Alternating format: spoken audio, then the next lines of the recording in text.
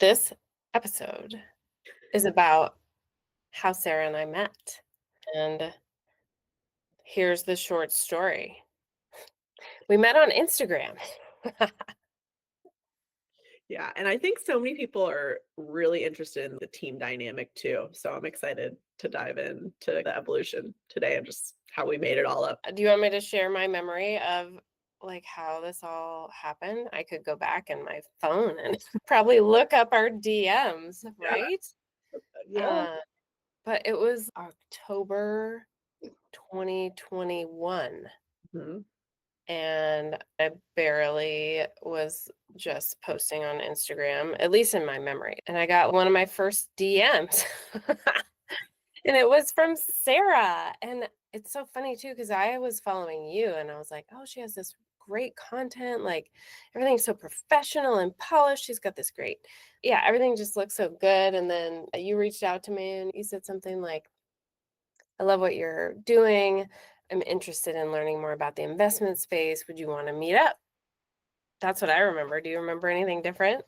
Suzanne, like, yeah, what I remember was thinking the same thing about you, just following your feed and how polished and put together it was and how consistent your posting was and your branding was. You had Missy helping you at the time because you were still doing your corporate thing. And you appeared to be doing business, whether that was my own naivety or not at the time, because we post things like property features and things like that. Anyways, you appeared to be doing business. You probably at the time still didn't talk a lot about your own investments, but you talked about how you were helping other people get into investment real estate. And I knew where I was and what I was doing wasn't working. It wasn't sitting right. So gosh, I don't remember the exact thoughts I had early on, but I knew that I was where I was because we had invested in our first property and was able to transition lives through owning real estate, right? And so maybe that was the click. I can't say for sure, but I was like, all right, this gal, she's got something going on. I guess let's talk to her. But man, that's thinking back, like that's the old Sarah.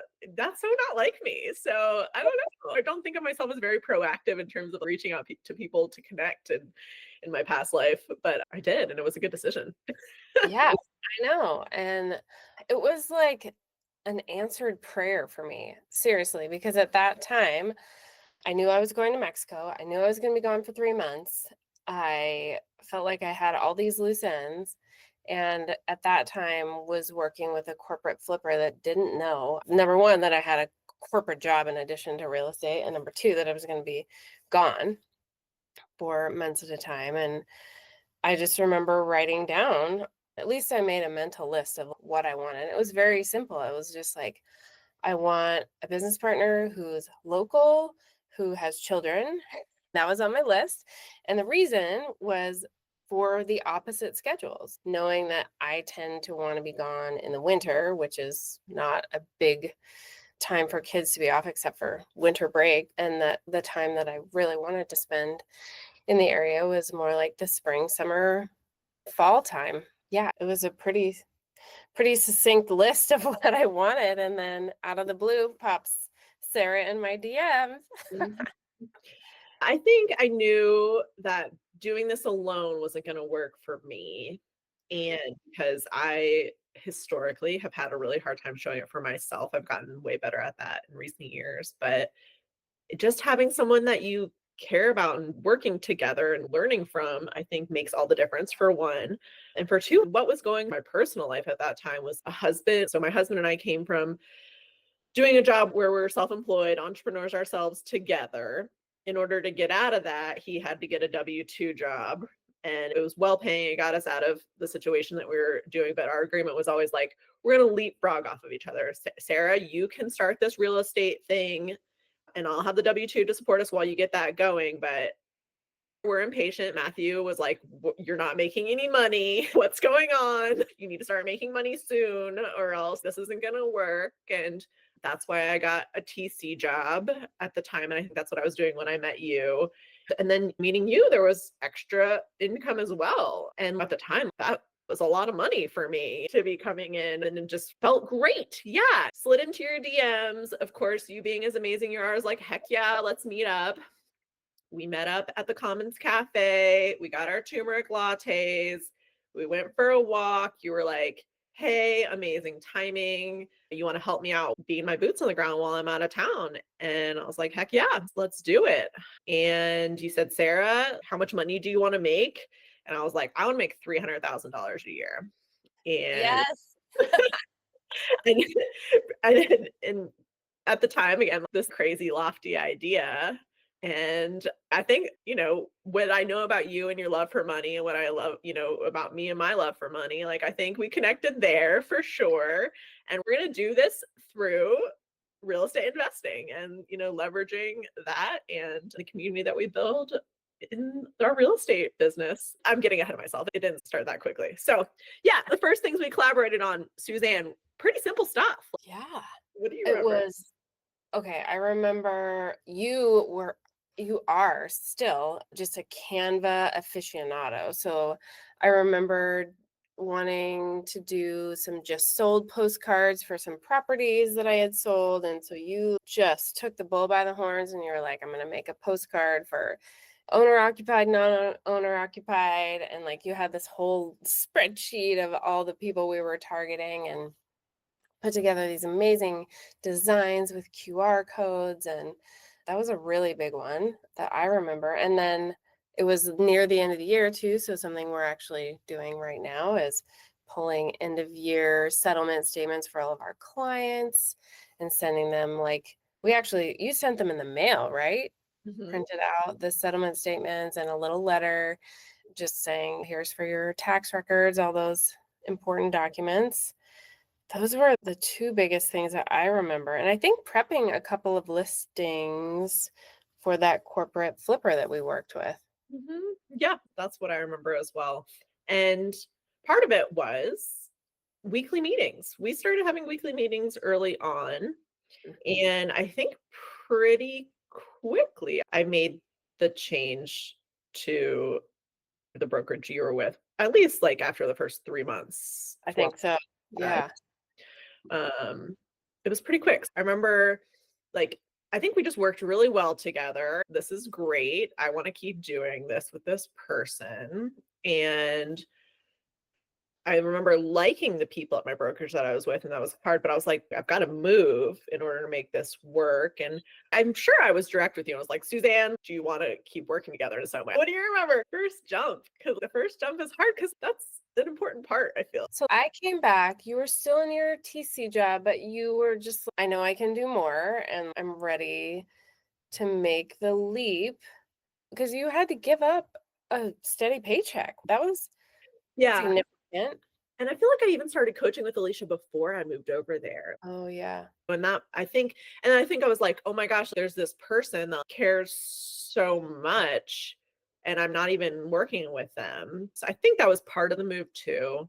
Is just because I had basically zero experience with coaching in my life, Suzanne. And that was phenomenal to me. Somebody wants to take 30 minutes out of their busy life and focus on me, and in her case, for free. I don't know. I took that to heart. Yes. And I think that's a big part of why I joined that brokerage to begin with too. And I think that's probably also what made you tell me, did it give you confidence to make the leap from a steady paycheck to just living off commission?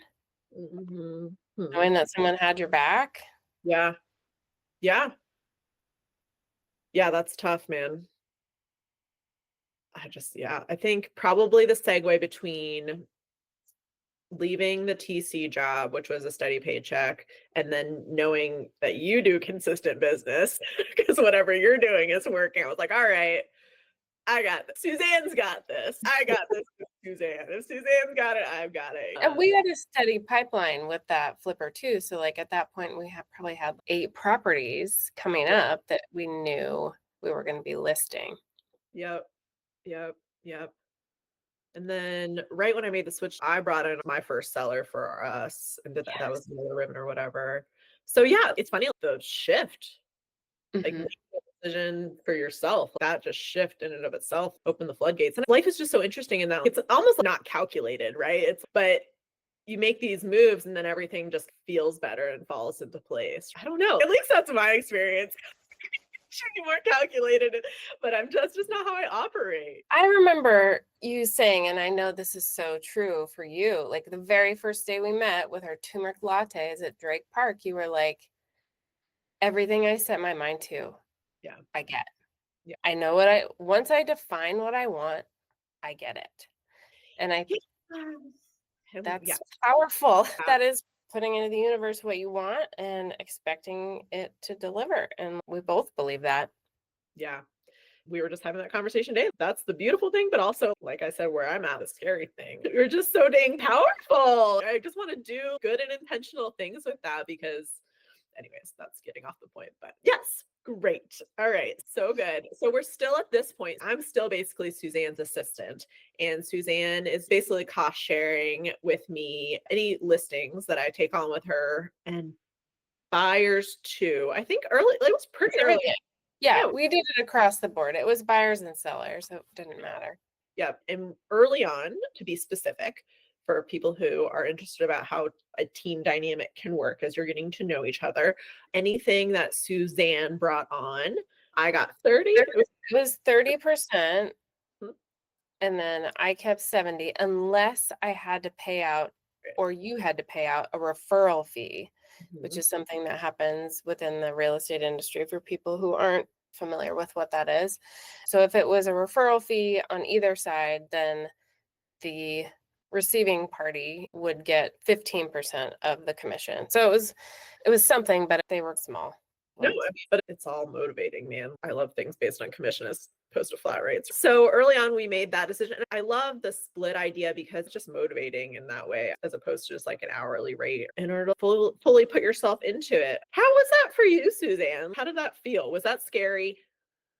No, it wasn't. I know that I had guidance. At that point, I had that same coach that we were talking about earlier, Alicia, and I asked her, what do you think is fair for something like this? And I'm certain she gave me the suggestion of the 70-30 split to start out. It was always meant to be starting point and then to evolve over time as we built trust and built a business together. Because at this point, when we were first working together, it was just my sphere, your sphere, and we were merging our spheres together. And I think it was just that point, but there was never a set date where we were like, okay, by X date or by X number of transactions or dollars or anything. So it was fluid and it evolved over that time.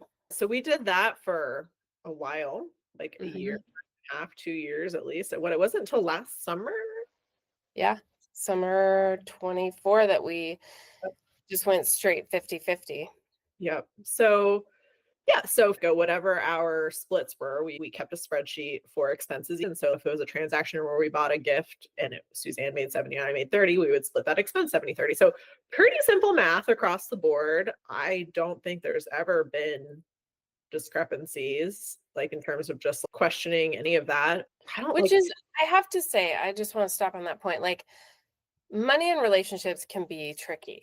yeah, And this is why so many partnerships don't work sure. because people either get weird about it or have resentments or don't talk about stuff. And so I think for anyone listening, the message that I want to portray here is just having an open dialogue about how do we want to do this? Like when you're a business owner, you get to make it all up, which is great, but it's also where do I start? And so having that candid conversation about how do we want to do this and if there was ever any question of like how do we want to split this expense, it was just a conversation instead of something festering for either of us. Yeah, yeah. And again, I think that's unique personality type, and I'm not sure how to train that into people, but I think the only thing that one could train themselves around is their own personal relationship with money. I come from probably more of a trauma-based money situation. Like money was tight for my family for a long time. And I come from a mom who worked 2 jobs growing up, who was single, blah, blah, blah. And money's never been a thing around or that comes easily. One has to work hard for it physically. But I think it's more just the shift, how I've been able to do it organically is just really developing my own sense of self-worth and just knowing that it's a tool, knowing how I want to use it in a positive way, knowing that my time is worth it. And then I think where you and I are so unique, Suzanne, is I think we share similar perspectives on money, and also we share similar perspectives on the value of time as well.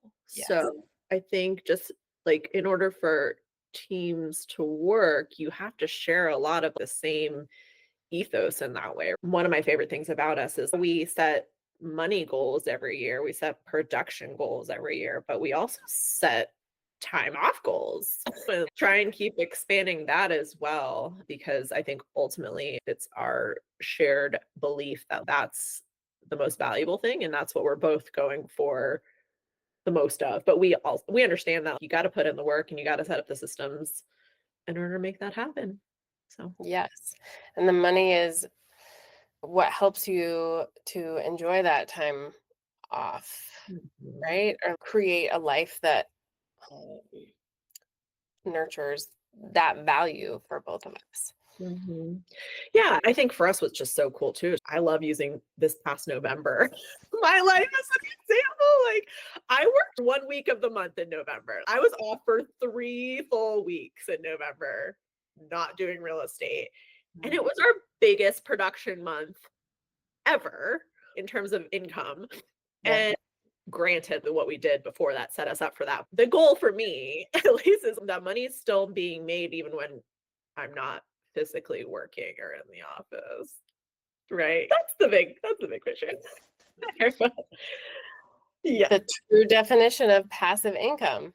And that's something that I think a lot of people in the real estate sales industry, selling real estate, don't even think about.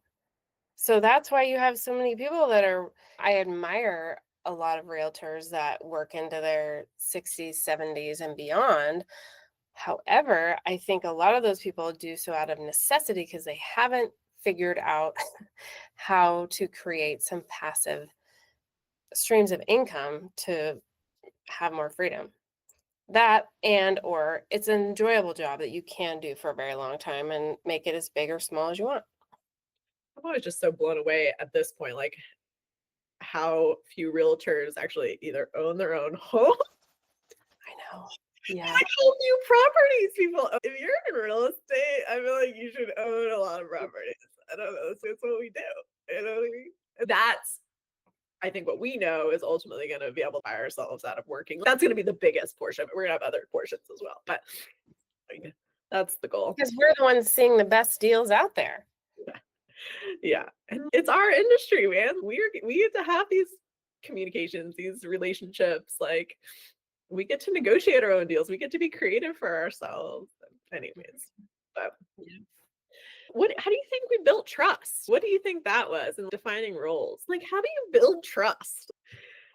That is a great Yeah. question. I think some of it you can't define. It's a gut feeling, number one. So let's just put that out there.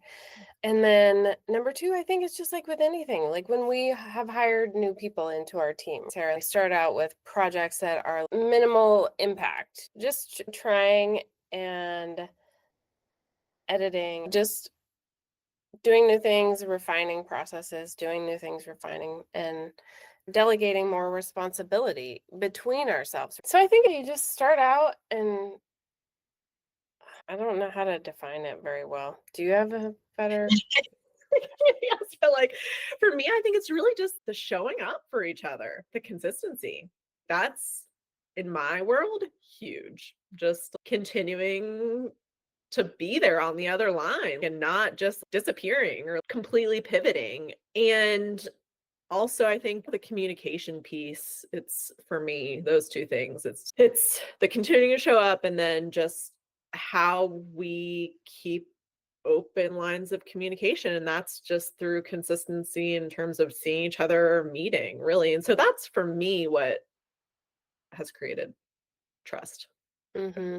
And I think not to put it into black and white, but to generalize, I think people are either inherently trusting or you have to earn their trust. Mm, I know that I fall into the inherently trusting box.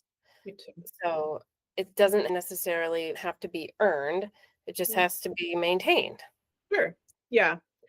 I would define myself as the same way too. I'm just optimistic about people. And if you screw up, then it's another conversation. Suzanne always likes to point out how my superpowers early on are speed and follow up.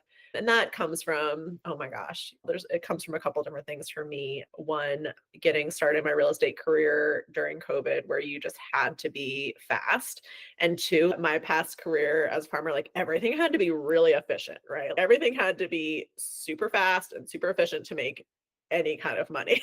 So it's taken me years to decompress from that a little bit, be okay with things maybe not being as efficient as they could be sometimes, but those have definitely been two of my strengths. And then I think also just showing up, I think I'm good at showing up for other people. I care about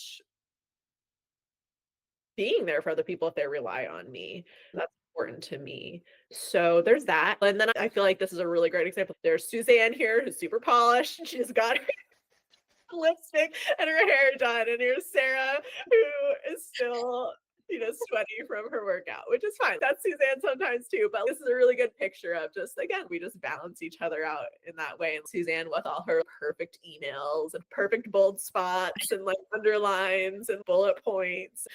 And it still happens to this day where we get clients who are like very type A and have 1 zillion questions, and I get really overwhelmed. I'm like, I cannot answer that many questions in one email and make it succinct. So Suzanne has been able to take on anyone who just functions in a different way, who thinks in a more corporate way, whereas I think in this more abstract, flowy, long-winded way. That's just what I love and appreciate so much too, is we excel in some areas where the other person doesn't. And so we naturally gravitate to some of those roles.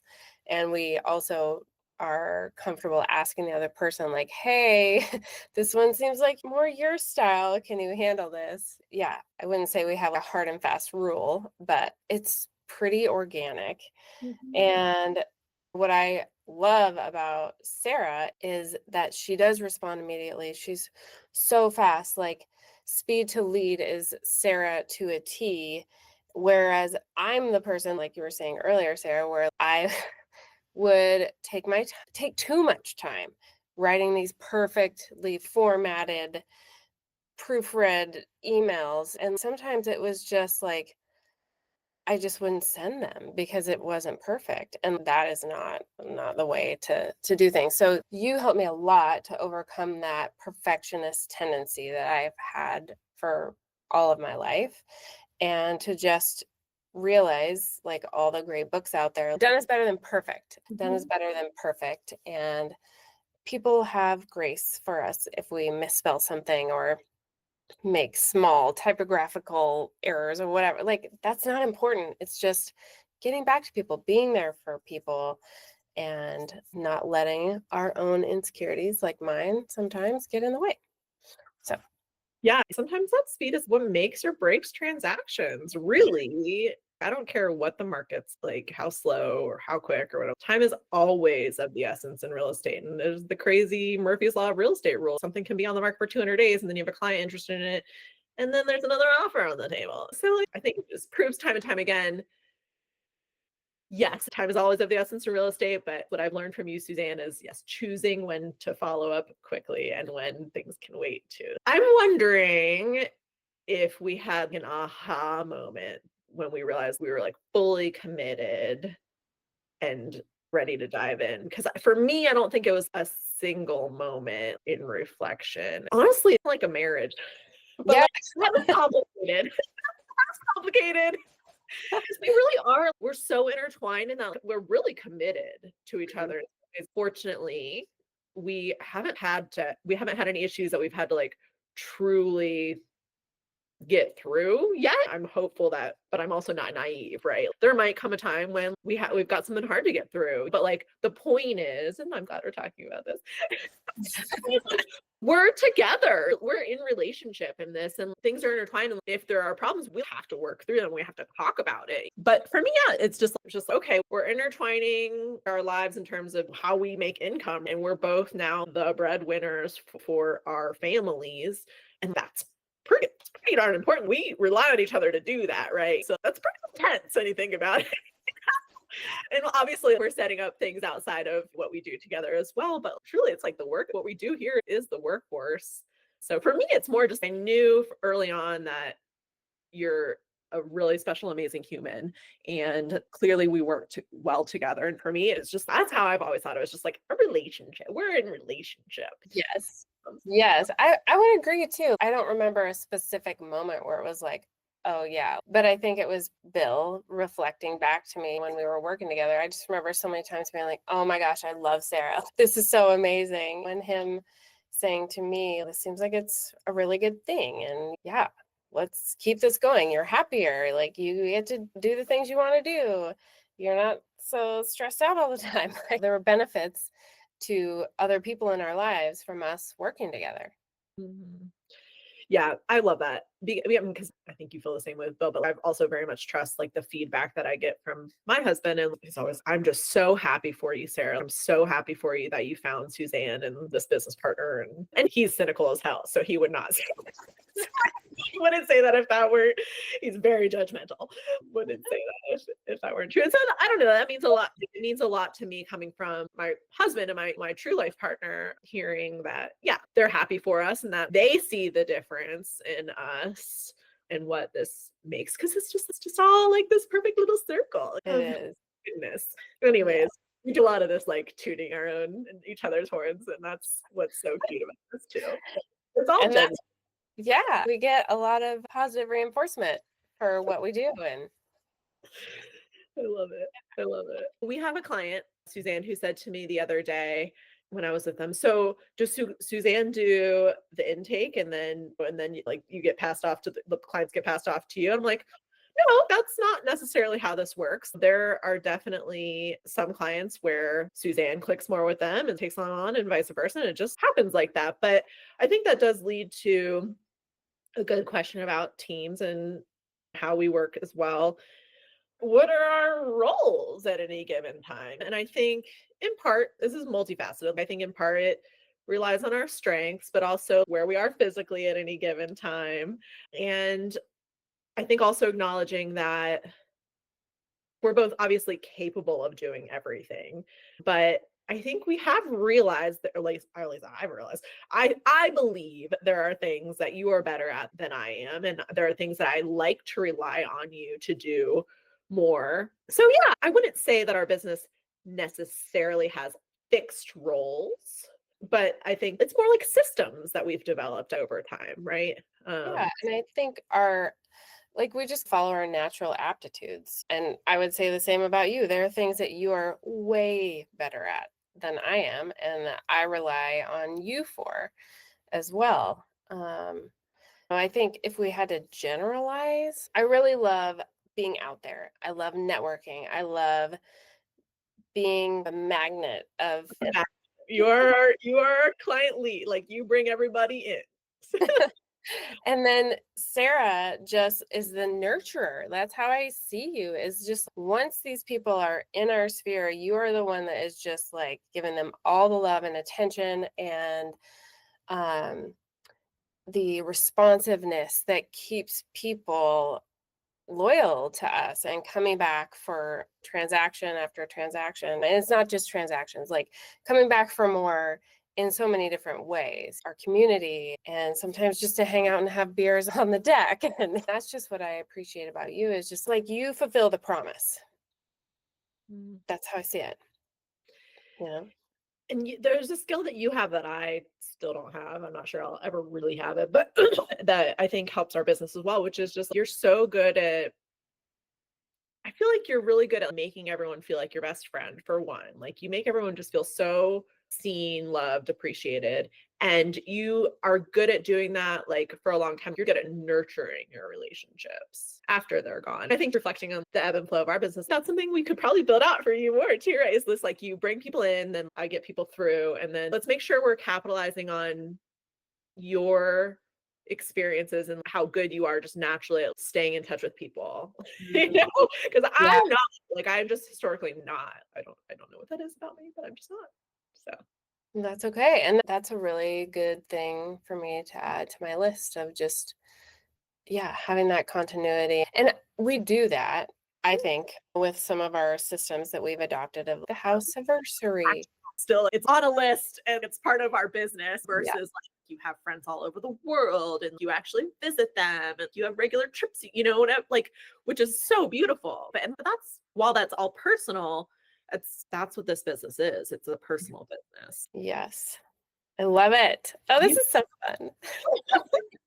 Do we want to talk about our challenging situation that we navigated together? Are we ready to get into that on this one? Oh, maybe. I don't know what you're talking about. Leaving our first brokerage. Oh, all right. Yeah, sure. Oh yeah, we should get to oh my gosh, we've got such a long story. Yeah, Uh, we really do. Whew, whew. okay. Oh boy. How do I make this succinct? Here's what I'll say. Uh, I had my eye on the brokerage we're at now for a very long time. I had been following them on social. I I don't know, like they had been in my environment and I put a little pin in them for later. And then Sarah and I found ourselves in a situation with our former brokerage where we perceive some stepping on toes. And I will totally admit here, like I get really territorial. I'm a Leo. Just think of me like a lion. Like that Yeah. just I get territorial and I felt like someone was inching in on our territory. Not just our physical territory, but also the space in which we operate in the investment realm. And I perceived it as a threat, whether real or imagined. And um and I think we had enough data points to feel like, okay, this isn't just a figment of our imaginations. And also, we were at a brokerage that didn't have an office in Bend. Yeah, we We were were mhm. on an island on our own, making our way and doing a good job of it. But it was the end of the year. And at the same time that we were, this doesn't feel good, the principal broker at our current brokerage sent us a business planning PDF. Hey, looks like y'all are doing really well. We would love to just share this resource with you as you plan for the next year. That's my memory of how we made that transition so swiftly. And I guess, yeah, the navigating that together, like maybe you want to talk about how. Yeah, I think I'm going to pick up from where you said whether it was real or perceived. And the thing I want to speak to there is obviously within real estate, like everybody is your competition, Yeah. technically. Right? And there are lots of people saying that they specialize in the investment real estate space. But I think probably the issue where we were was it felt just too close to home coming from the highest up where in the brokerage that we were at, the owners. And it was probably just good timing is how I like to look at it, right? Like Mhm. caused enough strife for us to also realize that like maybe we just are ready, we've outgrown this, or ready for a change. And it wasn't necessarily what they were doing. I think, and for me in hindsight, that like caused issue. It was more just we were ready for a change. We had outgrown it, like I just said. And also what I remember is it was winter. What is Suzanne doing when she leaves? And so I wanted a space to call home. Like I wanted more connection. I've known that about myself the past several years. I just need more connection with people. And that's a huge reason why I love this industry. But I just wanted a space that felt like we belong with still more people around us that actually care. So that's what we did. We made a switch, but we'll back up a little bit and just reflect, I think, on that conversation and I think what was hard about it. And you and I did the right thing. We had a conversation about it. We prepped ahead of time about how we felt and how we aligned on it. And we decided to have a conversation. We asked to have a specific conversation with the people we're concerned with about it. And early on, I said, Suzanne, I'm not good at hard conversations. I need you to be our hard conversation haver. I've learned about myself since then that whatever, I love hard conversation. It's fine. Do I really like them? No, but I'm fine at having them.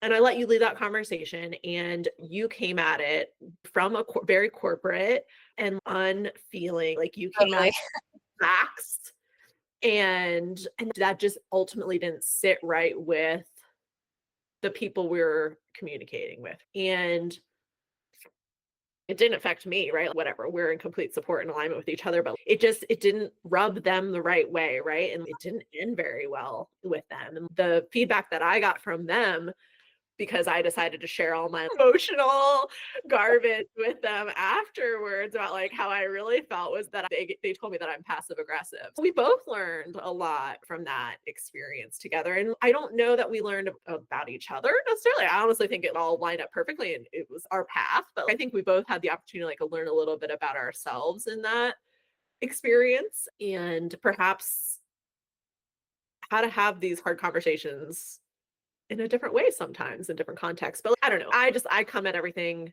like very heart wide open and just want to know how everybody's feeling.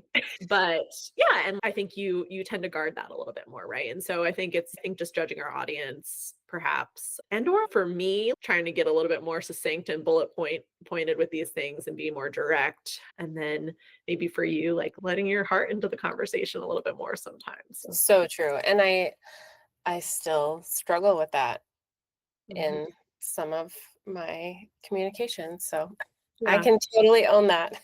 Yeah. I remember that was a hard one. That was a hard one for you to get over, right? It Like, was.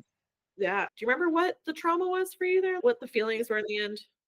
Number one, I felt like I let you down because We weren't like trying to stay, right? Like, what? no, but I felt I let you down because you had asked me to have this hard conversation and Oh, it went horribly sideways. And I could not have predicted how poorly it would go. And it was, I don't know if this person would have reacted any differently if I had been more loving and open. Maybe not. We'll never know. But my biggest guilt was that I had let you down. Yeah, you because did. you had asked me to do that. And also, I do have some trauma around my very bullet pointed factual communication from my corporate job, Yeah. related to an email that I sent. Like there, I don't even know if I've told you this story, Sarah. I probably haven't. But yeah, a very hard time for me when I was leaving one of my corporate jobs was around an email that I sent to the very highest levels of the organization that was read in all caps, very factual, and it did not go well. So yeah, I'm still learning. Yeah. No, it's all good. We're in the right spot doing the right things now. And again, that wasn't what ended up happening with that conversation in that difficult time didn't materially affect our relationship in a negative way. It really just launched us into making faster decisions, just making change, which is what we were after and what we needed. And I think it showed us both that we can get into action super fast and make a quick decision, and it ended up being the right one. Mhm. So yeah, that was great. Like we just followed our gut. It was interesting that I had these people pinned in my mind. Then they reached out to us and it was just it all flowed really well. And I think that's something that I look for in life is like where are things flowing? And that's what I tend to gravitate towards. For sure. Same. Yeah. How do you balance business partners and friends? It's a good question. We started off as business partners, and I would say like our friendship and um, yeah, like closeness has evolved through our work together. I consider you a very good friend, one of my dearest friends in all of Bend and in my life. Like, I value you so highly outside of just what we're creating together in our work because I've learned so much from you and I admire you and I just love how confident you are in who you are and how you go after what you want. Thank you. For me, with our friendship versus business, my friendships have always been very business.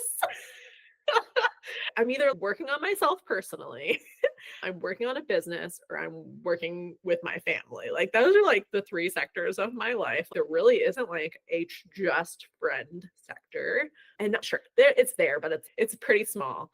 And I'm pretty much okay with that. Like where I guess where I'm going with this with you, friendship and business is incorporated and it goes together. And I like the efficiency of having fun while working. So that matters the most to me, to be totally honest. I don't feel any deficit that we're not making specific plans to go do this thing outside or whatever. I honestly don't think we need to be doing that. We see and talk to each other enough through this. And what we do is just inherently fun. We create it that way. We wouldn't be doing it otherwise in that way. I think it's important. I just think we have a really good division of it. I think it's important for you to do you and with your friends, and me, whatever else I'm doing on the side, whether that's myself or my family, and if the couple little friends that I have, it just works. I would say for me, coming from more of a corporate structure, for a very long time, I compartmentalized this is my work life and this is my personal life. And yeah, it has evolved. Obviously, a lot of the people that I call friends are people that I worked with in my previous jobs. Mm. But yeah, I remember at one point, like early on in my career, I was like, oh, you can be friends with your coworkers. Okay. It's not just all work. And it was an aha for me at that early time in my career because I just thought work was work and friends and families, it's all compartmentalized. But ultimately, it's not. And it's really rewarding, I think, to have it all in one, all Yeah. wrapped up. Yeah, I think one thing that's so interesting about us and the way we're so busy. We always have such an agenda, when we're together. It's rare that we just talk about random things, even whatever at the beginning of meetings. But what I love is just how over the course of the amount of time we've been working together, I get these little drips of learning about Suzanne along the way. And just all of a sudden, I had no idea about that about you. I just feel like we both have so much going on, even outside of work, that I just love that about us. And I love that I don't know everything about you. But I also look forward to getting to know all the pieces of you over time, balanced in my opinion in that way. But yeah, I just think we're just so darn busy that this is really the priority. And like that's why we're here. Like Yeah. we have our own goals outside of this, but yeah. The fact that it's fun, it doesn't feel like work in that kind of heavy sense of the word. We're getting stuff done and having fun while we do it. Mhm. What how would you define your communication style? Oh, uh, diplomatic. All right. Yeah, I Uh, mean, a fault sometimes. yeah. Okay. It's just interesting because people are always like, how does this work so well between you guys? And it all just comes down to communication. And again, I have no formal training and I'm always looking for the feedback. And but whatever we're doing with communication is working, and we'll have to Mm. work on defining that more for How would ourselves. you define yours? Direct, unfeeling, unemotional. I don't know. That's I guess I have two ends of the spectrum. I'm direct. I'm very direct, but I'm also emotional, and I've had to learn to marry those two things in order to become a better communicator. Because I think I can be both ends of the spectrum, and I think my best self puts those two things together. I think when I'm being too direct, I'm not considering people's feelings and their emotions and how they might perceive how I'm coming off in terms of just through just words, right? Or just if it's through text, especially, right? Email or text, that if it's someone who I know doesn't know me very well, that I need to take the time to marry those two things. With you, my hope is that with the people who know me, they can just deal with the directness just because it's just efficient for me sometimes. and I'll let you know if there's something else going on. But this is where I look for feedback too with the people I actually care about, like you, Matthew, whatever. If I'm being too direct, sometimes people just have to tell me that. So, or emotional too. They're in the spectrum. And Anyway, I think I can learn from you how to infuse more emotion into my communication when I'm just being like businesswoman, like detached. I think I can come off as detached and robotic mhm, in some mhm. ways. Yeah. My perception of you when that happens is just, damn, she's secure. She's happy with herself and what she's got going on. She doesn't feel like she needs anybody else in her life in order to make her feel whole or complete or whatever. And so it's just, whereas I feel like I'm probably still needy in that way. It's, oh, I like need these people to like us and want to use us for business and whatever. Whereas you're like, we don't need them, Sarah. We've got more.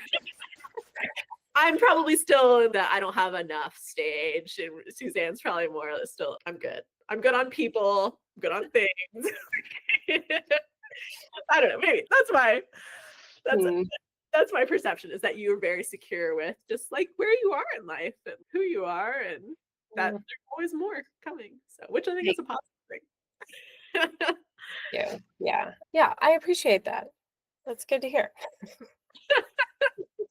All good. We're not for everybody. Everybody's not for us.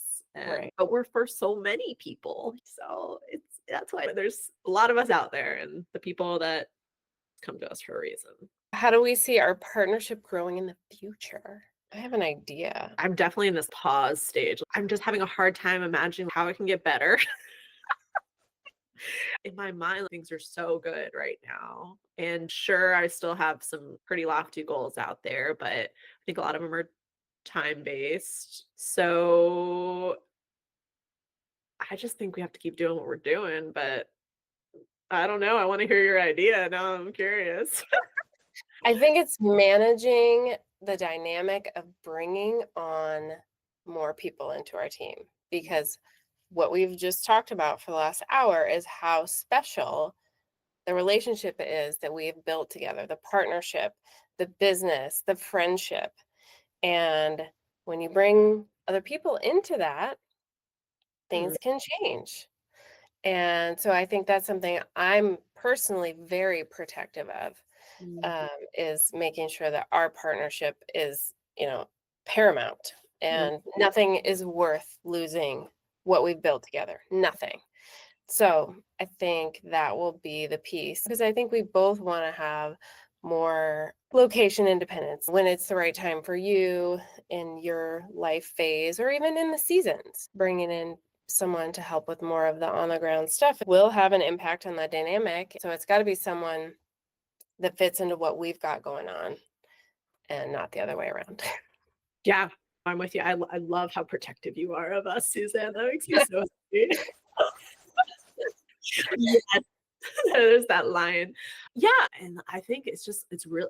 It's funny that we were just saying how I go into situations automatically trusting people, but I don't trust anybody to do what we're doing to the level that we're doing it. And that's tough. I think that's probably, I'm glad we're talking about this because that's probably my hang up with, and or our hang up in terms of finding the right person because honestly, we know it's so hard to find people that actually show up and are consistent and are doing what they say they're going to do and don't let life completely take over them or whatever. We've seen so many examples all around us. Somehow we just haven't found someone who's on the same level. I'm sorry, I'm going to go on my own little tangent here, but so with Matthew and I, in our farm business, we got to this point too. We're like, how do we grow this business? Oh, we need a manager. Okay. You can't find somebody who cares about a business like you do. And so we try to bring on a partner and that didn't work for us. Right. And that's was ultimately the demise of our farm business. That was when we got out. But maybe that's the mindset shift, right? Maybe it's less like looking for an equal. Yeah, for sure. We don't need an equal. Okay. And yeah, I don't, and that's where I love because I want to be in our own little protective bubble. Mhm. But I feel like what I'm looking for is pretty basic. I've still had a hard time finding it. So this is where we should have a side shoot and really try and refine what those qualities are that we're looking for. Here's what I will say though, like our very first hire, so successful, still with us to this day, Mm, dedicated, conscientious, kind, compassionate, all yes. the wonderful things. Like, we absolutely have found somebody that we also met on Instagram. Yeah. Yeah. Ironically, we both met her on Instagram before we even moved to our brokerage. Anyways, we'll Yeah. go into that tangent on another episode, but I just want to say we already have success.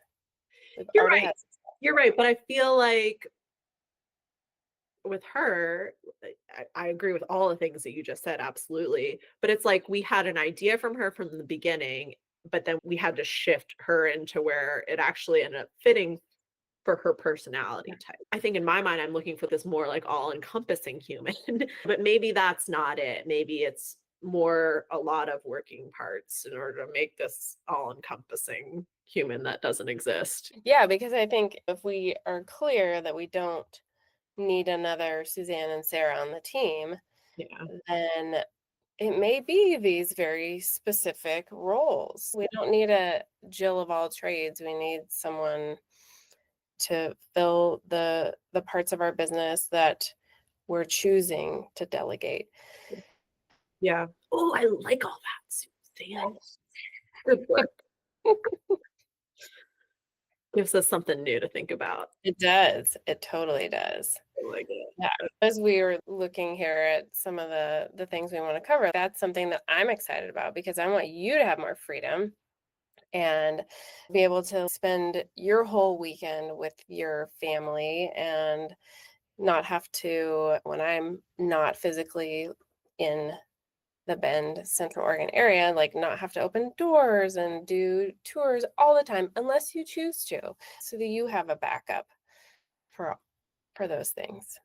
And so Mhm, that you get that time to rejuvenate and enjoy what it is that we have collectively worked so hard to create. mhm. I like it. Good deal. So, future looks like adding more people to our team in a conscientious way and really identifying where those pieces that we need more help and want more help are and identifying those people and putting them into place. I do worry a little bit about managing all those little pieces. I think that's for me, it's almost like it's like us and then a manager and then all those little pieces. Could be. And then real estate goes on as is. We keep talking about other pieces of our business that are more evergreen type pieces, more thought leadership type pieces that we intend to build out. And this podcast is one of them, of course. So I think that's probably directly under the Suzanne and Sarah umbrella, the two pieces that I think we're building out in terms of just our future and our income producing together. But even beyond that, we've got our own real estate investments that we're working to build that portfolio or move that portfolio around whatever ways are going to serve us and continue to help us buy ourselves more time. Anything else inside or outside of that umbrella for you? One follow-up for me from our conversation today is continuing to be that thread for our people, the magnet, and then they move through the Sarah care phase, and then just making sure that I'm closing the loop and not just closing it, but like continuing on to maintain and foster that relationship. I love it. I love it. Well, what advice would we give ourselves if we went back from the very beginning?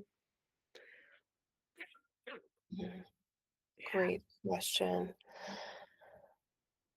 I wouldn't change anything. That's how I feel too. It's just I think we just met each other at a time where we knew enough about ourselves as far as trusting our gut and moving forward like in a faithful way, in a way that we're putting our faith in each other. We're relying upon each other to say and do what we say we're going to do.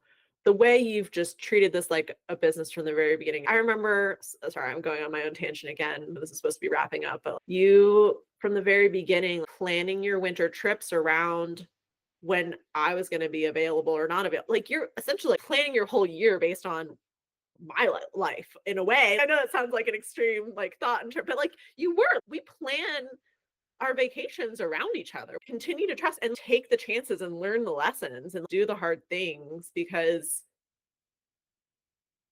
otherwise it's just what fear and then fear you don't move anywhere or do anything. Yeah. So I don't know. Again, like I'm pretty happy with myself and, and I'm happy with you. I think for anyone who is stuck, it's just like it's still just like learning to love yourself first and trust yourself first. And that's really it. I think it's pretty simple after that.